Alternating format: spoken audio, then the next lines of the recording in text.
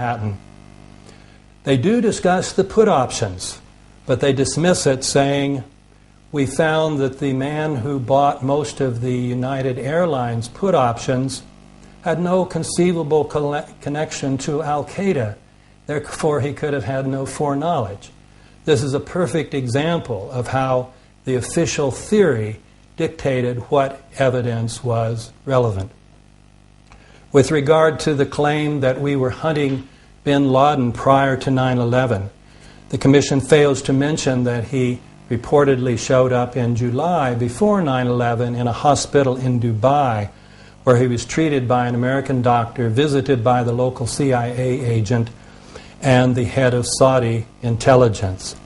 They ignore the testimony of Abu Zubaydah, the Al-Qaeda operative who reported that 3 members of the Saudi royal family had advanced knowledge that there would be attacks on America on 9/11, and that a Pakistani general also had this knowledge.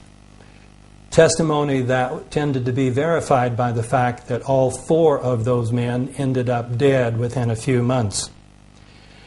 With regard to the Saudi flights that Michael Moore made well known in his movie, based on Craig Unger's book, the Commission claims there was nothing wrong with the flight on September 11th from Tampa to Lexington. American airspace had been opened. They leave out the crucial point which Unger had stressed, that American airspace had only been open for commercial aircraft, not for private. This seemed a particularly blatant attempt at deliberate deception. They ignored all the allegations that FBI headquarters had blocked investigations. They ignored Robert Wright's charges. They omitted the crucial element in the Colleen Rowley case, the Moussaoui case. And they omitted virtually every detail of Sibel Edmonds' 3.5-hour testimony. They omit any reference to the fact that the head of the Pakistani intelligence service was in Washington that very week, and that he had ordered $100,000 wired to Muhammad Atta. It ignores the Project for the New American Century, formed by many members that are now part of the Bush administration, with its explosive statement that a new Pearl Harbor would be very helpful. They ignore the fact that many members of the White House, including the President himself, after 9/11, described the attacks as opportunities. They ignore the fact that there were pre-existing plans for war in both Afghanistan and Iraq, and that both of these had to do primarily with oil. I've talked primarily about the Commission's omissions, but there is another remarkable dimension, the revisionism of this report. In Chapter 1, they give us a completely new version, which is actually the third official version of what happened on 9/11. This version is clearly intended to absolve the Pentagon of all blame by portraying the FAA as staffed by incompetent bunglers, ones who couldn't recognize a hijacking when all 3 or 4 regular characteristics were staring them in the face. And then people at FAA headquarters who could not bring themselves to pick up the phone and call the military even after they knew of hijackings. This part should win a prize for creative fiction. In short, the 9/11 Commission report is a national disgrace. But what can we do? We cannot get on the mainstream media to make these truths known. Probably we need to organize massive protests, massive enough to force the mass media to pay attention. The first step in this, of course, is to get enough people informed about the facts about 9/11 and about the cover-up so that we can create this mass movement. Siamo alla fine del nostro percorso. La settima domanda dovrebbe essere: Chi e perché ha architettato tutto questo? Cercare di rispondere basandosi solo su congetture, senza prove, sarebbe sbagliato e costituirebbe un errore di metodo e di merito. Ma esistono alcuni documenti storici che possono aiutare a capire cosa è successo. Stiamo per parlarvi di 2 di questi documenti. La settima domanda allora diventa la seguente: la storia può ancora insegnarci qualcosa? Grazie per averci seguito. A set of documents known as the Northwoods documents or the Northwoods agreements or something to that effect. You featured them in your last book. Since we're talking a pretext for war, that certainly was a pretext for war in the early 60s. Can we speak about that for a moment? The idea was to create a pretext to show that there was an attack by Cuba on the United States, and the idea was to have U.S. personnel from the CIA and other places secretly create terrorism in the United States. The documents actually said people would be shot on American streets, bombs would be blown up, and again, all this, the evidence would be laid to point the finger at Castro. One other idea was they were going to they had a very complex plan where they were going to take an aircraft and load it with CIA people that look like college students, fly it over to have it take off from an airport in Miami with a lot of publicity, and then it would quickly, after it got into the air, land at a secret CIA base. At that same time, an identical plane would take off from that CIA base, except this plane would be empty. And it'd be remotely piloted from the ground. It was a drone plane that would be very similar to the passenger plane that had just taken off.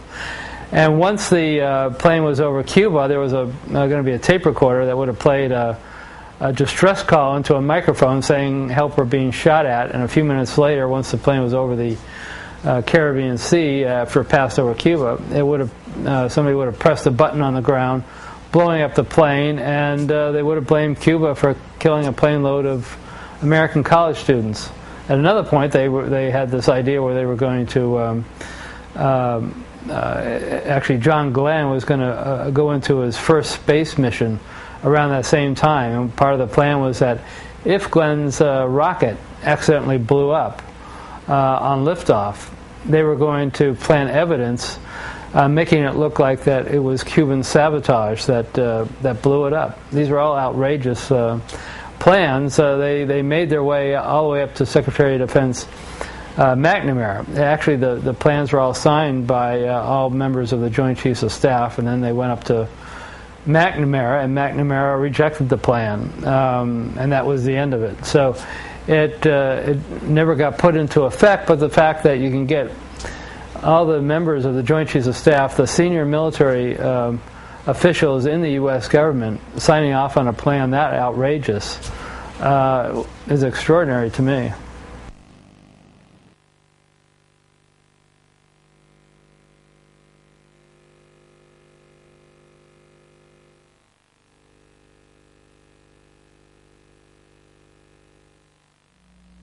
Repeat after me.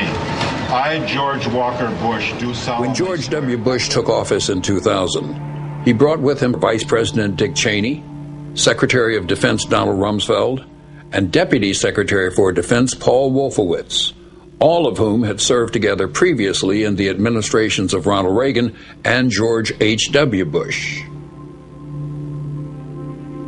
Paul Wolfowitz, in particular, had long been recognized as the intellectual force behind a radical neoconservative fringe of the Republican Party. For years, Wolfowitz had been advancing the idea that the United States should reconsider its commitments to international treaties, international law, and multilateral organizations such as the United Nations. A radical plan for American military domination first surfaced during the administration of George H.W. Bush. In 1992, Paul Wolfowitz, working in the Department of Defense, was asked to write the first draft of a new national security strategy, a document entitled the Defense Planning Guidance. The most controversial elements of what would later come to be known as the Wolfowitz Doctrine were that the United States should dramatically increase defense spending, that it should be willing to take preemptive military action, and that it should be willing to use military force unilaterally, with or without allies. This new reliance on military force was necessary, according to Wolfowitz, to prevent the emergence of any future or potential rivals to American power, and to secure access to vital resources, especially Persian Gulf oil. Out of power during the Clinton presidency, Wolfowitz and his colleagues affiliated themselves with a number of influential conservative think tanks. In 2000, they would craft yet another proposed national security strategy, this one published by a right-wing think tank calling itself the Project for the New American Century. At its core, the document revived the Wolfowitz Doctrine. It called on the United States to increase the military budget by up to $100 billion, to deny other nations the use of outer space, and to adopt a more aggressive and unilateral foreign policy that would allow the United States to act offensively and preemptively in the world. The elimination of states like Iraq figured prominently in this grand vision. But even these hardline conservatives knew that the Wolfowitz Doctrine was likely too radical to win the support of the foreign policy establishment, their own Republican Party, and the American people. In their defining document, written in September of 2000, a full year before 9/11, they acknowledged that the process of transformation, even if it brings revolutionary change, is likely to be a long one. Absent, in their own chilling words, some catastrophic and catalyzing event, like a new Pearl Harbor. 1 year later, that event would arrive.